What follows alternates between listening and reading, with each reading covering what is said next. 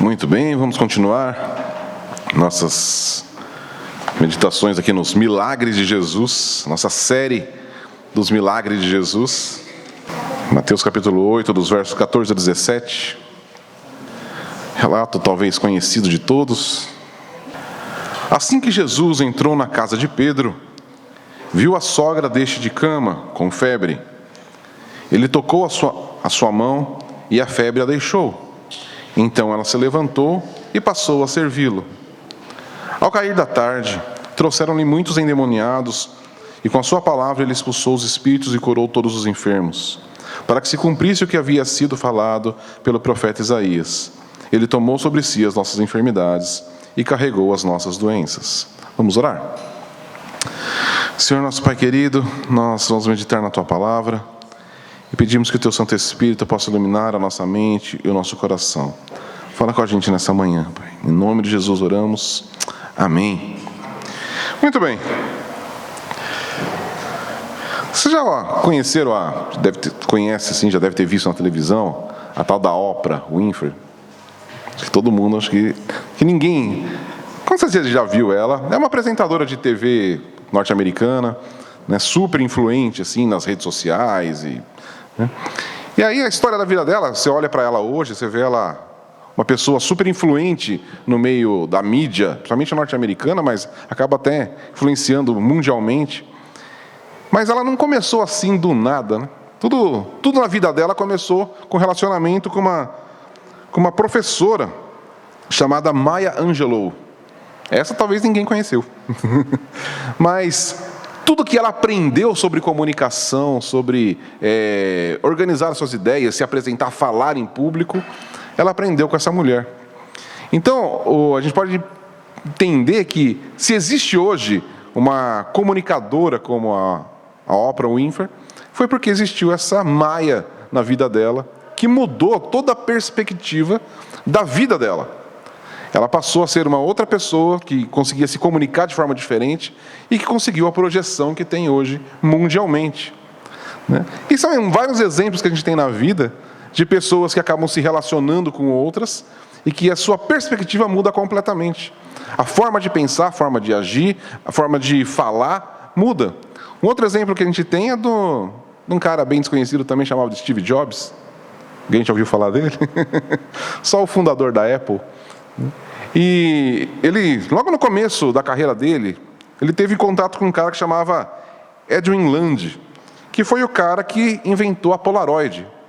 Acho que todo mundo conhece aquela câmera fotográfica que sai a foto instantânea. Ele conheceu aquele cara numa determinada ocasião e numa conversa, o cara falando das ideias dele sobre tecnologia e a inovação.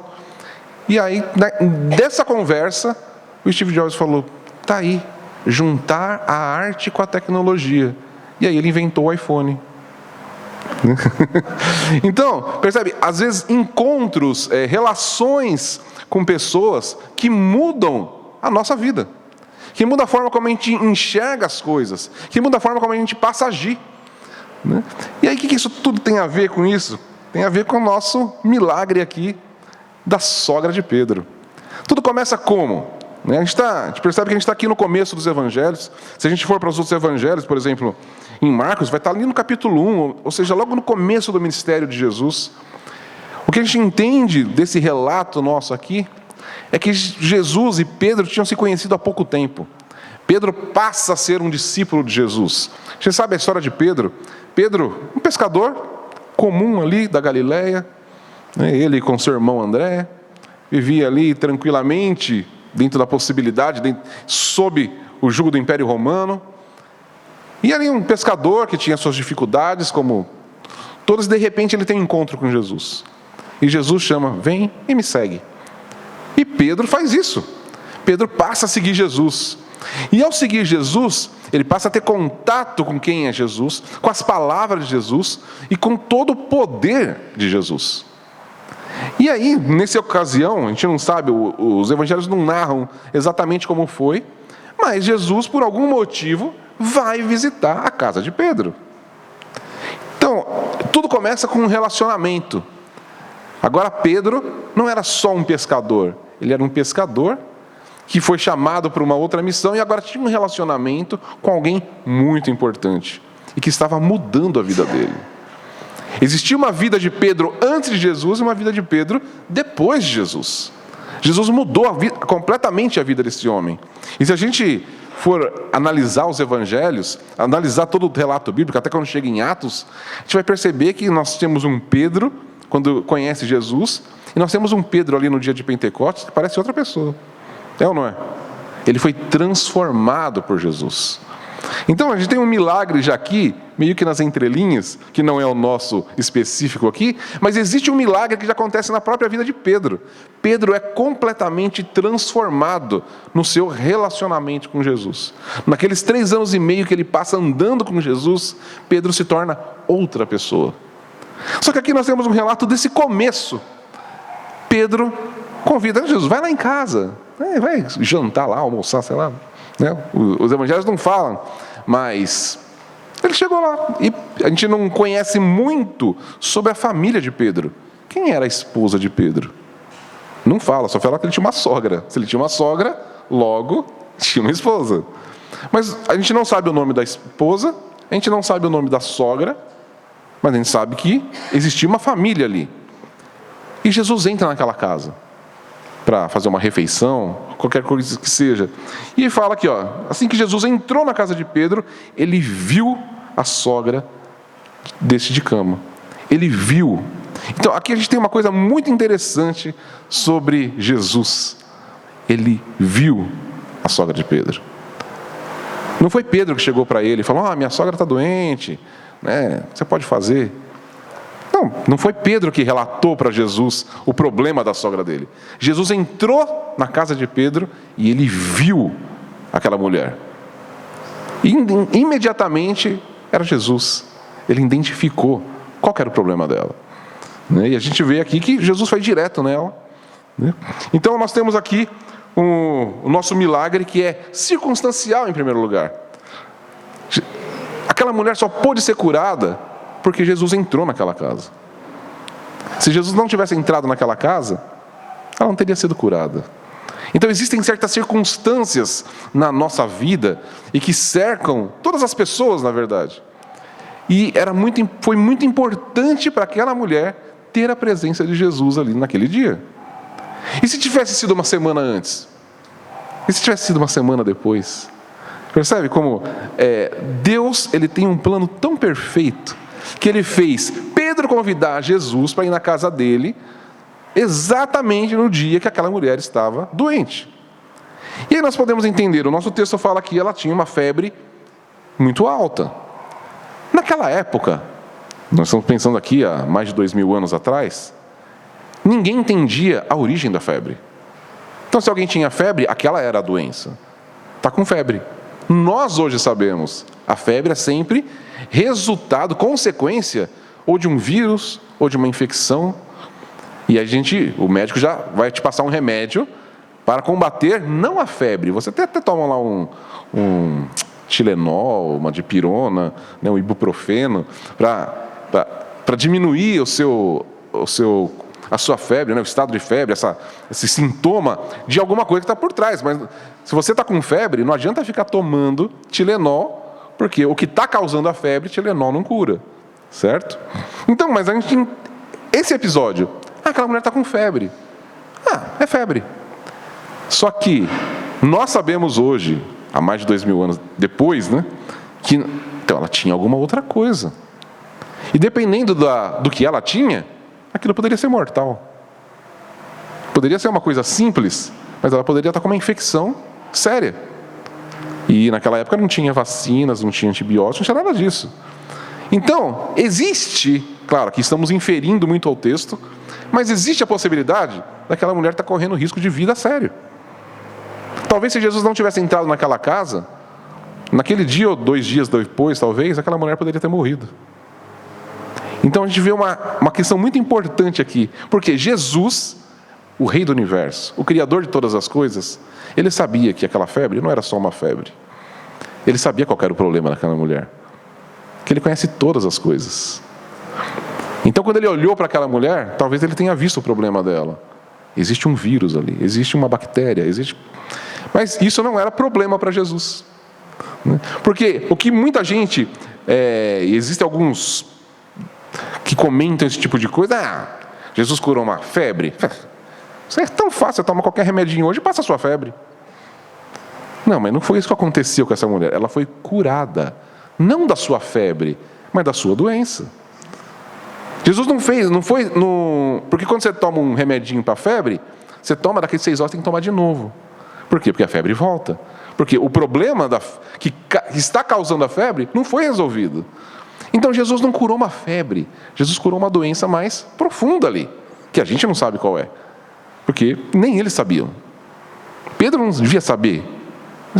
Minha sogra está com febre. E aí? Não sei, é febre. É a doença para eles, mas para a gente era alguma coisa mais complicada. Mas Jesus cura aquela mulher. Ele cura e de uma forma instantânea. Olha o que diz aqui o verso 15, né? Ele tocou a sua mão e a febre a deixou. E aí aqui vem um ponto muito importante da diferença do milagre de Jesus para qualquer Tilenolzinho que você toma. Você está com febre, toma um Tilenol, a febre cede. Aí você fica totalmente disposto logo na sequência? Não. Primeiro demora para fazer um efeito. Aí você fica aquele, passa a febre, mas aquela moleza, o cansaço. Pensa, agora, olha o que diz o verso. Ela se levantou e passou a servi-lo. Alguém aqui, as donas de casa, pensa, você está com febre um dia, aí você toma um Tilenolzinho e vai limpar a casa? É assim que funciona? Você consegue fazer isso? Não. Você consegue lá, vou fazer comida agora porque eu já tomei um Tilenol, então já estou bem. É assim que funciona? Não. Então a gente percebe que aqui não foi só uma diminuição da febre. Não, Jesus restaurou completamente aquela mulher instantaneamente. Não teve um período de recuperação, foi na hora. Ó. Jesus a tocou, a febre a deixou, então ela se levantou e passou a servi-lo. Então aqui nós temos um milagre instantâneo, foi direto. Tá? E aí o que é interessante, quando a gente vai no verso 16, então ao cair da tarde, trouxeram-lhe muitos endemoniados, e com a sua palavra ele expulsou os demônios e curou todos os enfermos. Então agora nós temos um desdobramento do que acontece dentro da casa de Pedro. O que acontece na casa de Pedro passa a atingir toda a vizinhança ali de Pedro. Tá? Está acompanhando o esquema aqui? Jesus entra na casa de Pedro. A família de Pedro agora é restaurada. E aí não só a família de Pedro, naquele núcleo familiar, mas agora quem está em volta da sua vizinhança começa a ser restaurado por causa da presença de Jesus ali na casa de Pedro. Ok? Agora uma coisa importante também da gente entender. Eu falei logo no começo aqui, quando Jesus entra na casa de Pedro, ele olha aquela mulher, ele vê a sogra de Pedro. Isso é uma coisa importante, e a gente vai ver isso muitas vezes no ministério de Jesus. Jesus via as pessoas. Lembra quando Zaqueu sobe na árvore? Zaqueu queria ver Jesus. Jesus vê Zaqueu. Fala, desce daí que eu vou comer na sua casa. A gente vai ter vários relatos desses. Jesus vendo as pessoas. Jesus olhava para as pessoas. Isso é um ponto importante para a gente. Será que nós olhamos para as pessoas? As pessoas que estão à nossa volta? Ou será que a gente anda tão... Principalmente a gente que vive em São Paulo, uma vida tão corrida, trânsito, gente demais. Se você vai andar lá no centro da cidade, não tem nem como você olhar. É muita gente para olhar. É melhor... E hoje com o celular, então, as pessoas andam olhando para o celular, olhando para a tela. Mas Jesus olhava para as pessoas. E nós precisamos aprender a olhar para as pessoas também, assim como Jesus olhava. Então já temos aqui uma lição que a gente aprende com Jesus: olhar para as pessoas. Eu lembro que eu fui, uns anos atrás, eu tive conjuntivite, mas ficou feio mesmo o meu olho. Eu não conseguia nem abrir o olho direito, cheio de secreção. E eu fui no hospital. Passa na triagem lá, fica esperando. Entrei na sala da médica, sentei na cadeira, e ela na frente do computador. Sentei na cadeira do lado. E ela, senhor Samuel, não sei o que, tal. Mas o senhor está sentindo alguma coisa? Eu falei, olha para mim. Quando ela olhou, nossa, o que aconteceu com o seu olho? Eu falei, pois é, era só olhar para mim. Não, mas ela estava olhando para o computador. E aí, você está sentindo alguma coisa? Eu falei, olha para mim. E a gente vê que esse é um problema da nossa geração, do mundo à nossa volta. A gente não olha mais. Jesus olhava. E a gente tem que aprender com Jesus a olhar para as pessoas. Olhar as pessoas à nossa volta, perceber as pessoas, perceber a necessidade delas, perceber o que elas precisam. Tá? Isso é uma missão que Deus nos dá. Jesus nos deixou isso. Ele foi assim e nós somos discípulos dele. A gente vai ver que, se a gente olhar lá para Atos, a gente vai ver que Pedro aprendeu com ele. Pedro passou a olhar para as pessoas.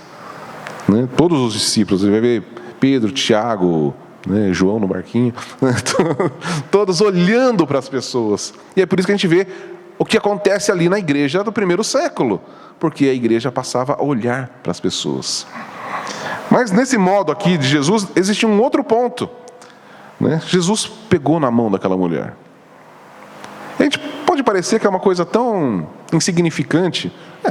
Jesus foi. Se a gente vai orar por alguém aqui, é normal a gente pôr a mão sobre a pessoa. Não tem nada de especial. Não, mas tinha. Porque dentro o halakha judaico, que é tipo um conjunto de regras judaica, determinava que se uma pessoa estava com febre, ninguém podia encostar nela, porque aquela pessoa estava impura. Coisas das tradições judaicas. Então Jesus entra naquela casa, talvez por isso Pedro nem citou o fato, estou inferindo de novo, o texto não fala nada disso, mas aquela mulher devia estar num canto da casa, porque ninguém podia encostar nela, porque ela estava com febre. Jesus entra, vê aquela mulher, vai direto nela, pega na mão dela, contrariando todas as tradições judaicas. Falando, como assim? Você vai encostar numa mulher com febre? Você vai ser contaminado. E aí Jesus mostrando que é exatamente o contrário. Ele purificou ela. Não foi a febre dela que o atingiu, mas foi o poder que tinha nele que atingiu aquela mulher e que restaurou ela completamente. Então Jesus, mais uma vez, contrariando as tradições todas, contrariando as pessoas, contrariando o modo que todo mundo vivia, Jesus olha para aquela mulher, vai lá, pega na mão dela e ela é curada instantaneamente. Esse é o modo de Jesus trabalhar. A gente vai ver isso em várias ocasiões, Jesus tocando nas pessoas. Porque Jesus não tinha esse problema. A gente vai ver quando Jesus toca num leproso, Jesus não tem esse problema. Por quê? Porque Ele é a fonte da purificação. Ele é a fonte da restauração. Então, nada pode atingir Jesus.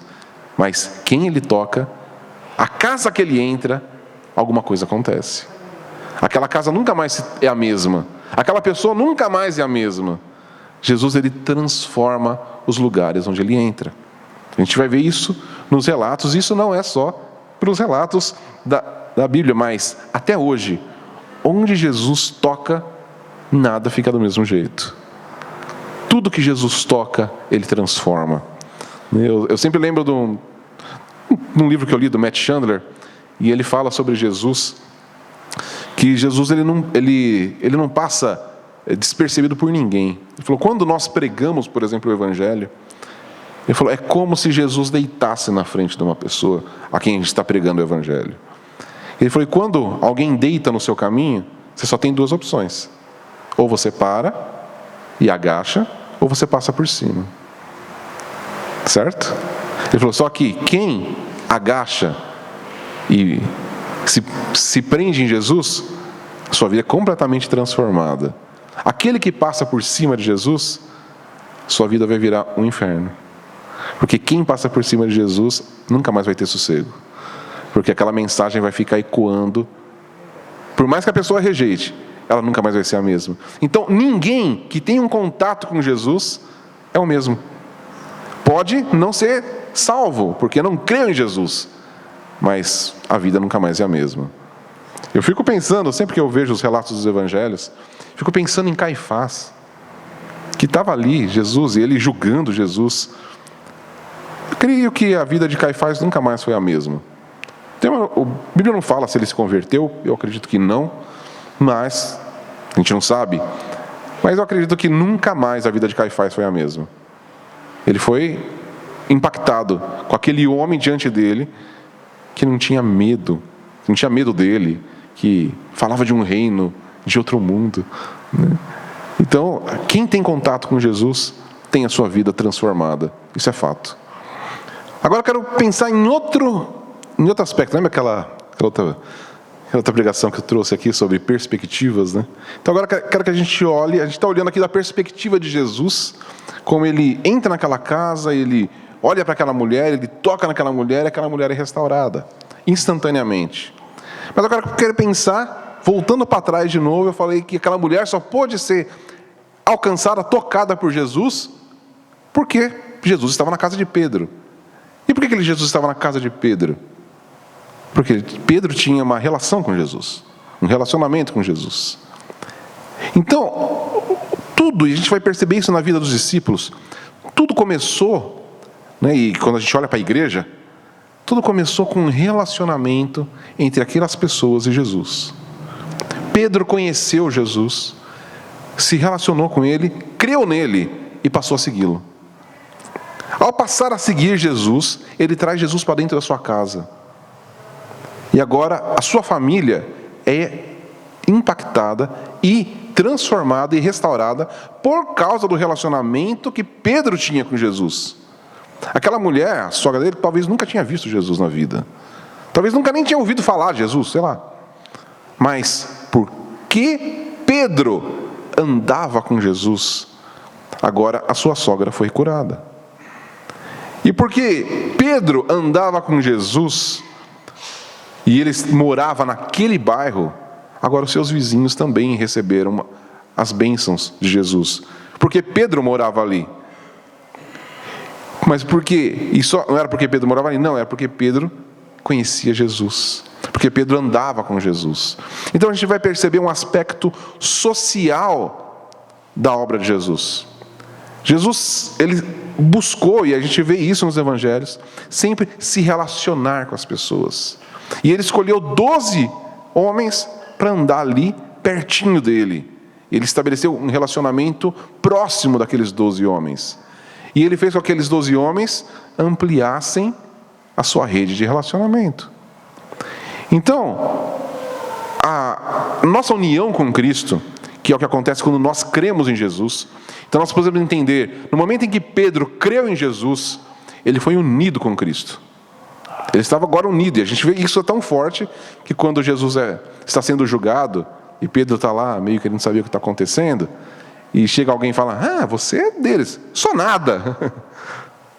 Sua forma de falar te denuncia, você anda com ele, né? Então a gente vê que, olha o que acontece com Pedro, ele é completamente transformado, ele vira outra pessoa, porque ele passa a andar com Jesus. A união de Pedro com Jesus transforma Pedro em outra pessoa. Só que não fica nele. A união de Pedro com Jesus atinge a família dele. E atinge muito mais do que só a família dele, atinge a sua vizinhança. Isso é fruto do que Jesus faz na nossa vida. Nós que estamos aqui cremos em Jesus. E eu tenho certeza que se eu chamar aqui cada um para dar o seu testemunho do que Jesus fez na sua vida, você tem algo muito impactante para contar. É ou não é? Como Deus transformou a minha vida. Como Deus mudou a minha realidade. Só que se a gente prestar atenção, Ele não mudou só a minha realidade. Ele muda a realidade, em primeiro lugar, da minha família. É ou não é? Muda ou não muda? Ele muda a nossa família. E Ele não muda só a nossa família, Ele começa a mudar as pessoas que se relacionam com a gente. Elas sofrem impacto da nossa vida. Não estou falando que todas vão se converter, todas as pessoas que têm contato com a gente vão se converter. Mas as pessoas que se aproximam de nós acabam, de tabela, sendo abençoadas por Jesus. Porque Ele transfere vida para nós. E ao transferir vida para nós, as pessoas que encostam em nós começam a receber respingos de vida. Respingos dessa graça. E é assim que funciona. E por isso que é tão importante nós estarmos unidos com Cristo e percebermos as pessoas à nossa volta. Porque quando nós estamos unidos com Cristo, com certeza as pessoas à nossa volta vão perceber algo. E a gente tem que estar disposto a espirrar nelas. Espirrar graça. Por isso que nós precisamos aprender com Jesus a olhar para as pessoas, tocar as pessoas. E o tocar é muito mais do que só o toque, né? É a gente com palavras, nos relacionando com as pessoas. Porque se tudo começa com o relacionamento nosso com Jesus, então os desdobramentos do nosso relacionamento com Jesus vão acontecer ao momento que nós nos relacionamos com as pessoas. Quando nós falamos com elas, quando nós tocamos, oramos por elas, damos uma palavra de sabedoria, uma palavra de incentivo, de ânimo, nós vamos começar a mudar a realidade das pessoas à nossa volta. Então, esse milagre de Jesus ele é muito importante para a gente entender o que acontece quando Jesus começa a se relacionar com alguém. Nós somos a igreja de Cristo. E é muito bom nós nos relacionarmos com Jesus. E por isso que a gente tem falado muito que a questão da igreja ela é importante por quê? Porque não existe um relacionamento eu e Jesus só. Não. Sempre vai ter os desdobramentos. Nós estamos juntos aqui por quê? Porque eu criei em Jesus e você creu em Jesus. E aí por causa que nós estamos, todos nós, unidos em Cristo, nós estamos unidos agora como um só corpo. Só que não pode parar aí. O fato de nós estarmos unidos com Cristo e nós como igreja sermos o corpo de Cristo, isso traz para nós uma outra missão, a nossa ação nesse mundo. A gente está aqui reunido bonitinho aqui, gostoso no domingo de manhã, só que daqui a pouco a gente vai sair. Então esse pedaço do corpo ele vai desmembrar, certo? Mas o toque de Jesus vai com cada um de vocês. A graça, o poder de Jesus vai com cada um. Não fica parado aqui.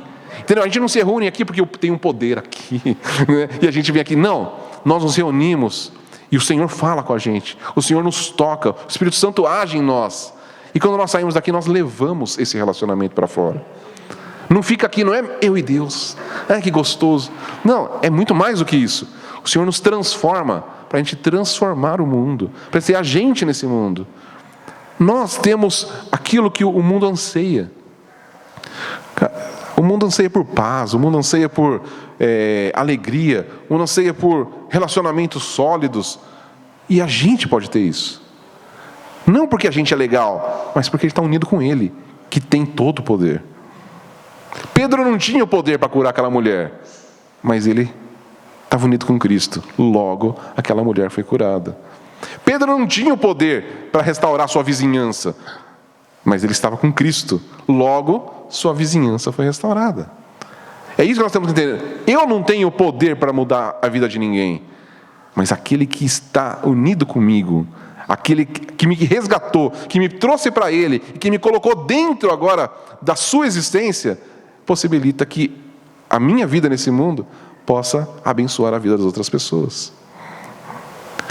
Da forma como eu falei lá do começo, tanto da Oprah quanto do Steve Jobs, o fato dessas pessoas terem se relacionado com outras mudou a vida delas.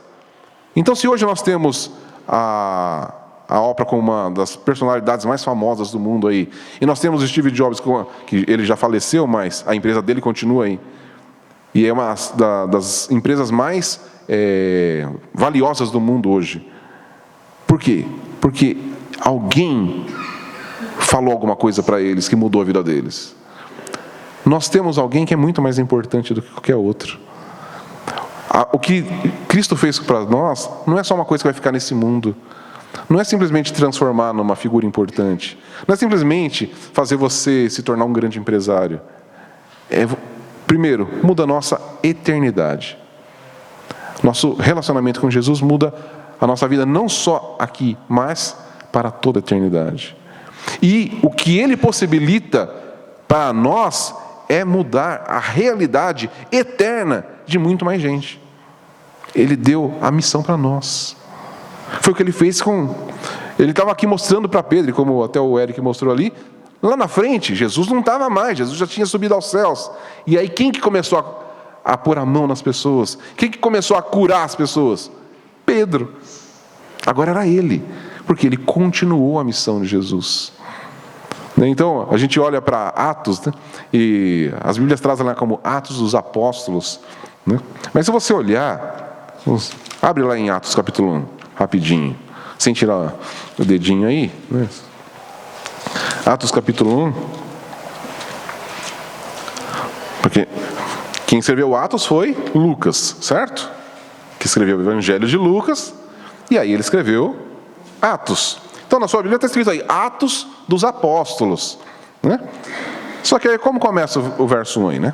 Fiz o primeiro relato, ó Teófilo, acerca de tudo que Jesus começou a fazer e ensinar. Então agora esse segundo relato é sobre quem? Sobre Jesus, o que ele continuou a fazer. Ele falou, o primeiro relato foi quando ele começou. E agora eu vou te trazer um segundo relato, o que ele continuou a fazer. Só que agora através dos seus apóstolos. Então a gente tem que entender, são atos de Jesus ainda. Jesus continua atuando hoje no mundo. E ele usa quem? Eu e você. Ele usa a sua igreja, né? Agora não são mais 12, agora são milhões de pessoas espalhadas pelo mundo. E eu fico pensando muito nisso. Nós tínhamos no início daqui da igreja, primeiro século, 12 homens. E esses 12 homens viraram o mundo de ponta cabeça. Todos os lugares conhecidos daquela época foram impactados pelo Evangelho. E como eu falei, hoje nós somos milhões no mundo. E por que será que o mundo não é transformado? Por que a gente não vira mais o mundo de ponta cabeça? Se 12 viraram, por que milhões não conseguem virar? Porque a gente talvez não esteja se relacionando direito com Jesus. Talvez a gente tenha um relacionamento meio distante com Jesus. Como muitos tiveram. Teve aqueles que iam lá, via Jesus, estavam lá no meio da multidão, mas nunca pararam para falar com ele. Muitos estavam lá no meio da multidão, até queria ter um milagre, talvez comer o pão lá da multiplicação, mas nunca chamaram Jesus para entrar na casa deles. Nunca chamaram Jesus para ir comer. Não, eu quero que o Senhor esteja na minha casa. O Senhor precisa entrar na minha casa. Né? E isso é o que acontece com muita gente. A pessoa vai até a igreja, acha legal, mas Jesus não está dentro da casa. Não tem relacionamento com Jesus. E Jesus não chamou a gente para ser um simpatizante do Evangelho. Não é isso que é ser igreja. Ser igreja é aqueles que estão unidos com Cristo. Aqueles que estão unidos com Cristo têm a sua vida completamente transformada e automaticamente todos que nos cercam vão ter a sua vida transformada. Vão ter a sua vida impactada pelo poder de Jesus em nós. Então, se o mundo hoje não é impactado, talvez é porque nós temos uma igreja que não tem mais a presença de Deus. Tem um relacionamento distante com Jesus. Só que Jesus... E aí a gente pensa, então Jesus perdeu o poder, por isso que ele não atua no mundo? Não, a igreja parou de se relacionar com Jesus. Jesus é o mesmo, ontem e hoje vai ser para sempre. O mesmo poder que curou aquela mulher e expulsou os demônios daquela vizinhança e curou os enfermos, é o mesmo poder que atua na igreja hoje. O problema é que talvez a igreja não seja mais a mesma daquela época. E não porque Jesus mudou, mas porque a igreja não quer mais se relacionar com Jesus direito. Isso é um ponto importante para a gente pensar. O quanto nós temos trazido Jesus para dentro da nossa casa. Quanto nós temos trazido Jesus para dentro dos nossos relacionamentos. Eu conversava com a Lu essa semana, ela contando alguns relatos de pessoas que eu conheço e tal. E ela fez um comentário muito interessante. Que eu falei de um amigo meu que está saindo do segundo casamento, mas... ele teve um primeiro casamento, teve uma filha, se separou, aí ele entrou num novo relacionamento. Há 2 meses atrás nasce o segundo filho dele desse segundo relacionamento, e ele está se separando da mulher de novo. E eu contei isso para a Lu e ela falou, como é bom ter Jesus. Então, o ponto não é como a gente é legal, como a gente é um casal legal e interessante. Não, o comentário dela foi, como é bom ter Jesus. E é exatamente isso. Não é a gente que tem o mérito. Se nós temos uma família sólida, Não é porque eu sou legal, porque a Lu é legal. Jesus está lá. E toda casa onde Jesus está presente vai ter diferença. Isso é muito importante, né?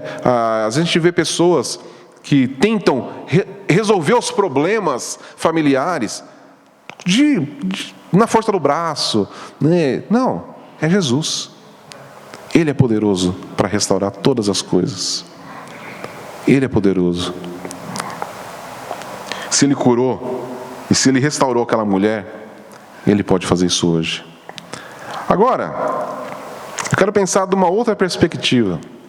A gente tem visto que todos os milagres, eles têm ali um efeito imediato, que aconteceu naquele momento, mas ele traz, sendo um sinal, ele traz uma verdade eterna por trás disso. A gente já está vendo desdobramentos desse milagre para nós hoje, mas existe algo ainda mais teológico aqui, né? Quando a gente entende a restauração com o contato com Jesus, a gente pode pensar quando nós recebemos a salvação. Então aqui a gente está falando de uma cura física, de uma coisa que aconteceu com uma mulher que estava com uma enfermidade, agora não tem mais.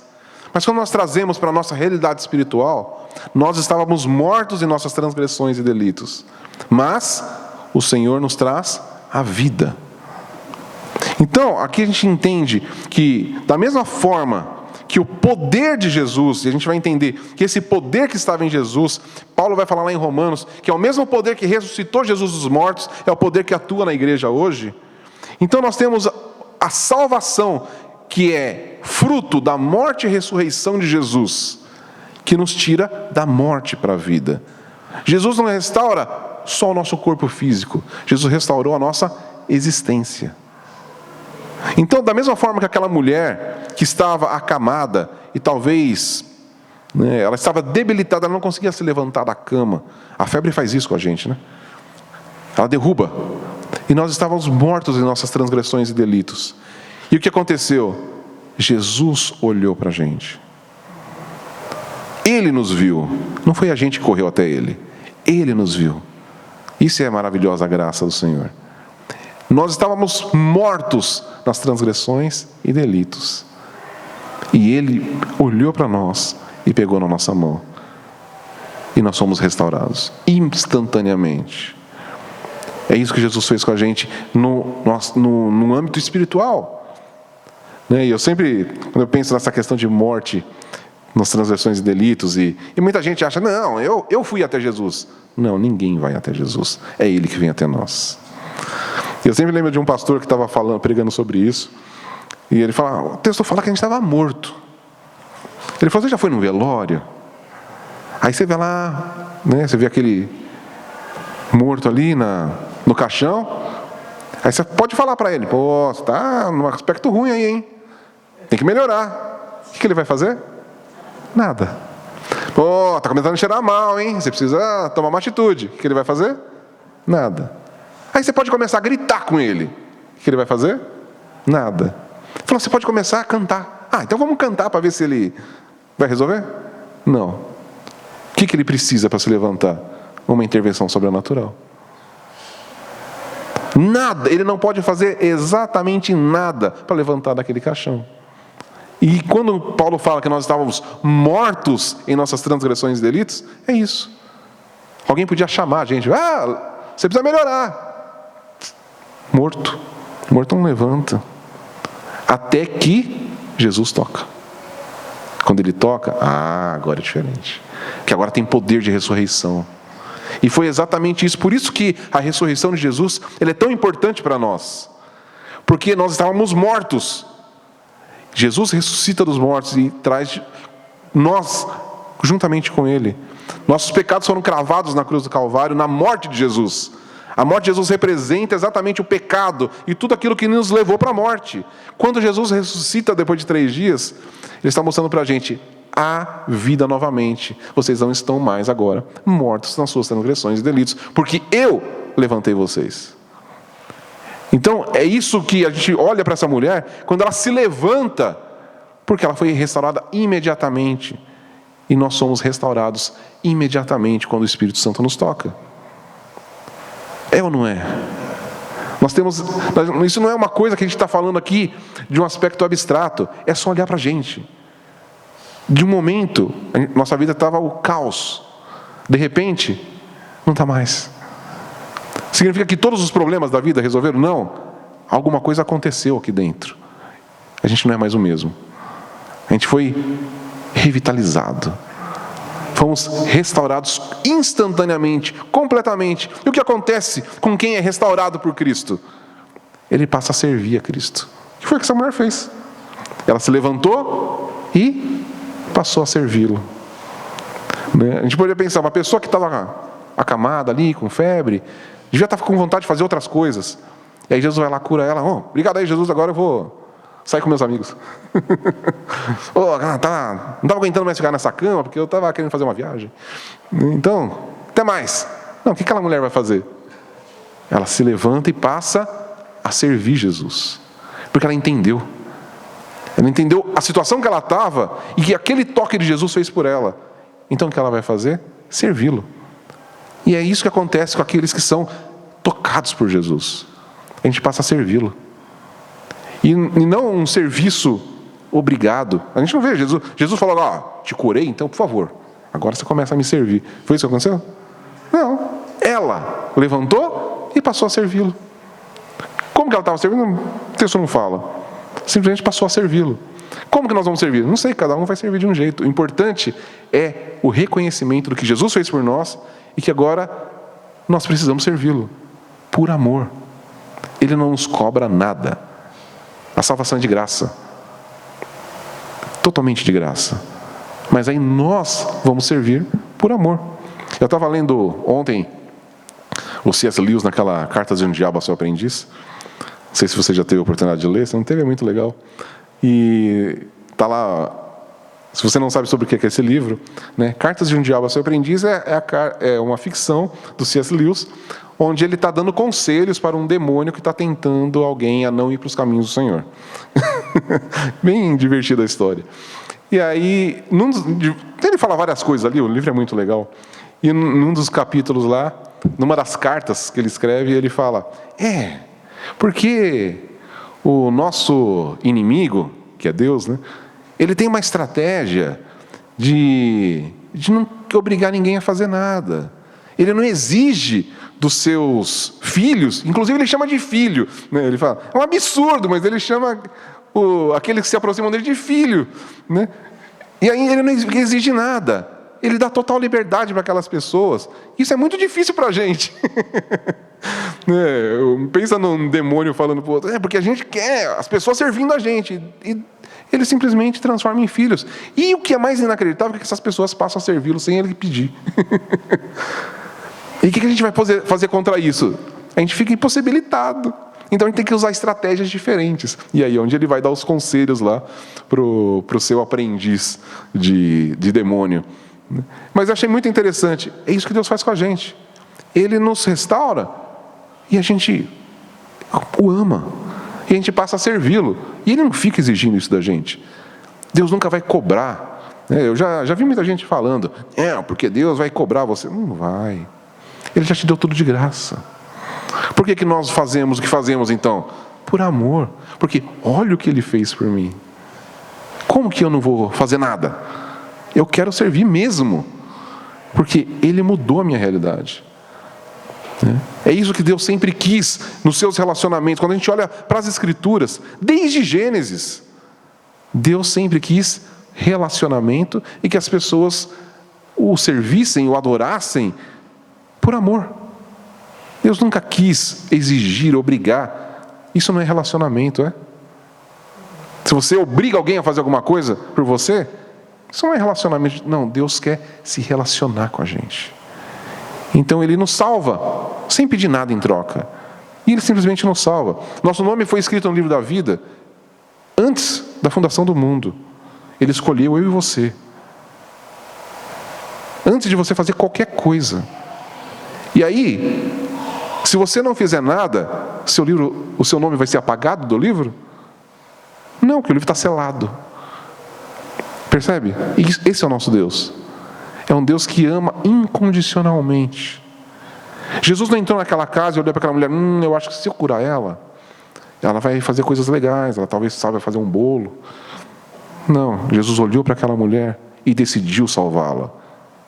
E ela passou a servi-lo porque ela quis, porque ela foi grata, porque ela viu quem era Jesus e o que ele fez por ela, que ele mudou a realidade dela. Logo, ela não podia mais ficar sem ação, ela ia fazer alguma coisa por ele.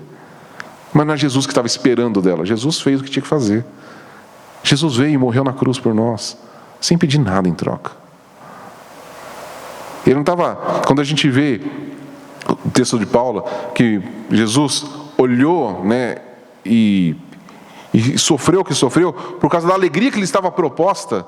Não é porque Jesus estava olhando, eu estou aqui sofrendo na cruz, mas depois vai ter um monte de gente me servindo. Não. Por quê? Porque Jesus continua nos servindo até hoje. É ou não é? Quando você tem um problema, você vai fazer o quê? Você vai orar. E Ele nos serve. Ele continua servindo. E Ele vai servir até o último dia.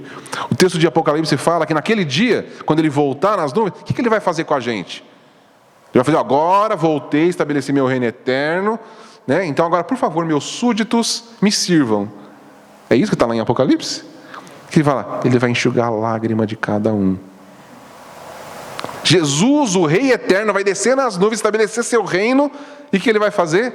Enxugar as nossas lágrimas. Ele vai nos servir o banquete. Isso é Jesus. Ele não exige de nós, Ele nos dá. E aí o que nós vamos fazer diante disso? Eu vou servi-lo sim. Essa é a nossa resposta de adoração. Isso é adoração. Adoração não é ficar cantando. Adoração é a nossa resposta a isso que Jesus fez e continua fazendo na nossa vida. Então essa é a verdade espiritual por trás desse milagre. É muito mais profunda para a gente. Quando a gente olha então para esse milagre de Jesus, muitas vezes a gente passa batido por um texto tão pequeno como esse na Bíblia, né? Se você começa a ler o Evangelho de Mateus, aí você vem, Jesus curou a sogra de Pedro. Próximo, vamos ver um milagre mais legal, isso aqui foi muito fraco. Não, tem muito significado aqui, né? Mas só foi 4 versículos assim, não tem muita coisa para a gente aprender aqui. Jesus curou uma febre.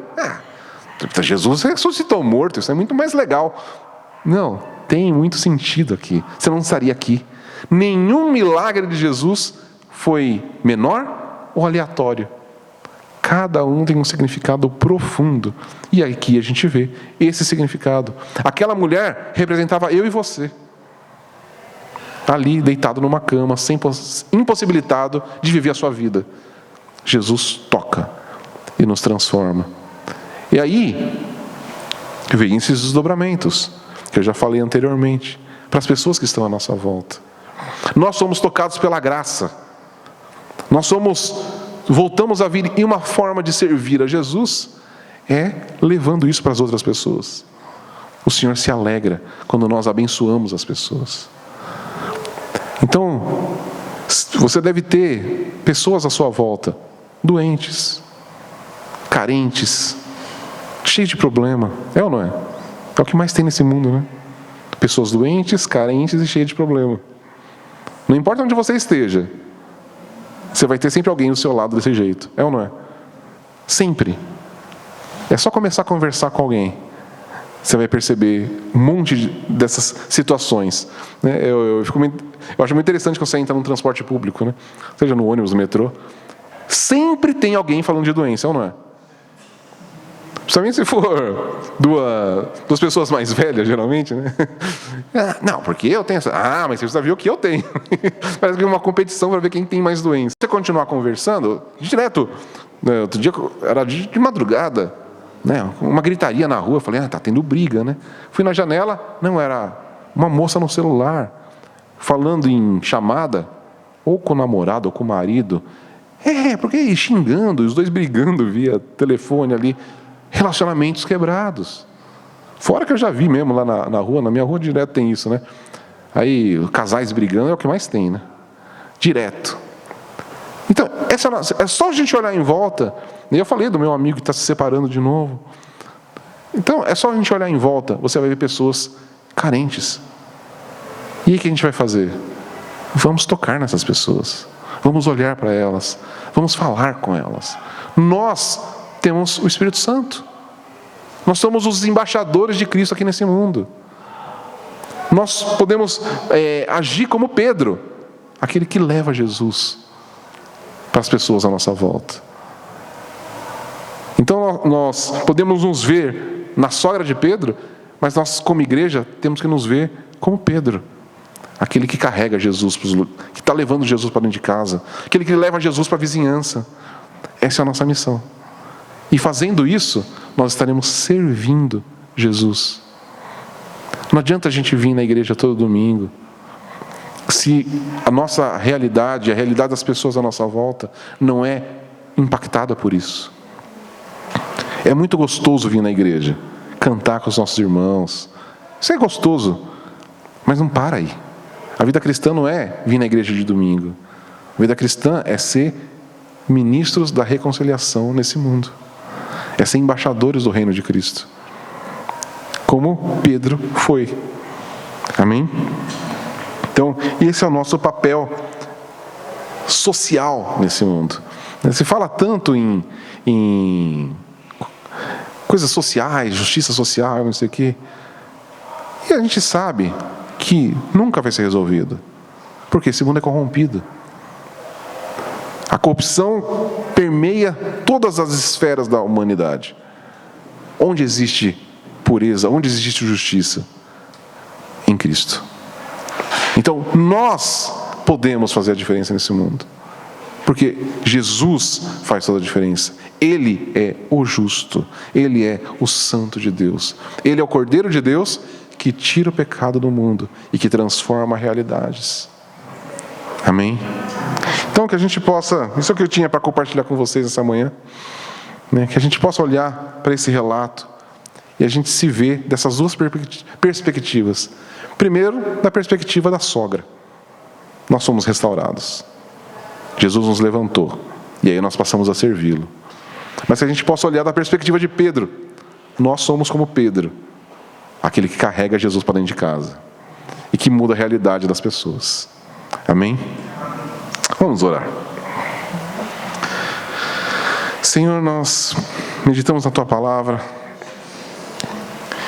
E nós vemos o poder de Jesus atuando na vida de pessoas ali no primeiro século. Senhor, e como nós já declaramos tantas vezes, o Senhor é o mesmo ontem, hoje e será eternamente. Senhor, que nós possamos nos ver sempre como essa sogra de Pedro. A gente não sabe o nome dela, mas ela foi restaurada. A vida dela foi transformada e ela passou a servir Jesus. Senhor, que a gente possa fazer a mesma coisa. Nós que entendemos que fomos restaurados pela obra maravilhosa de Jesus Cristo na cruz do Calvário, que nós possamos nos levantar e servi-lo com alegria, servi-lo nesse mundo até o nosso último dia. Senhor, mas também da perspectiva de Pedro, nós somos aqueles que têm um relacionamento íntimo com o Senhor. Que a gente possa levar Jesus para dentro da nossa casa, para dentro dos nossos relacionamentos, para dentro do nosso trabalho, da faculdade, da escola, onde quer que estejamos. Que a gente carregue Jesus para dentro, para que a gente possa mudar a realidade das pessoas à nossa volta. Senhor, que a gente não se acomode na nossa vida cristã, mas que a gente busque um relacionamento íntimo com o Senhor. Senhor, a obra da cruz foi profunda. E que a gente busque um relacionamento profundo com o Senhor. Que a gente tenha um anseio pela Tua presença todos os dias. Que a gente tenha uma vida de oração constante, buscando a Tua vontade, buscando conhecer melhor o Teu coração, lendo as Escrituras. Senhor, que a gente possa viver uma vida de união contigo, para ser um agente de transformação nesse mundo. Nós pedimos que o Teu Santo Espírito possa conduzir os nossos passos. Nós dependemos totalmente de Ti. E nós oramos no nome santo de Jesus. Amém.